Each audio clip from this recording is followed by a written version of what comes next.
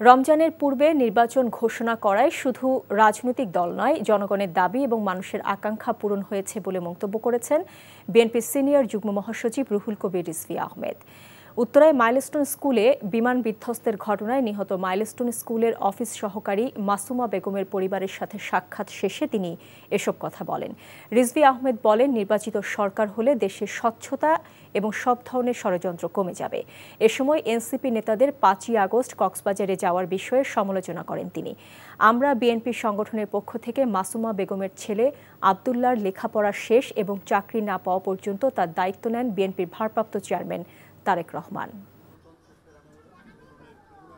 এদেশের মানুষ অনেক দিন, প্রায় 16-17 বছর একটা অবাধ সুষ্ঠু নির্বাচনে যে ভোট দেবে, সেই ভোট তারা দিতে পারেনি।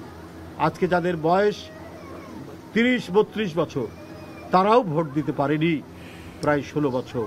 এমন এক ভয়াবহ দৈত্য দাবানল, মানে দৈত্যের যে অপকর্ম তৈরি হয়েছিল, তাদের নিরাপদে বসবাস করা, সেটা একেবারে ভুলে যেতে বসেছে। বান্ডেল থাকলে প্রতি সেনমানিতে টাকা বাঁচবে।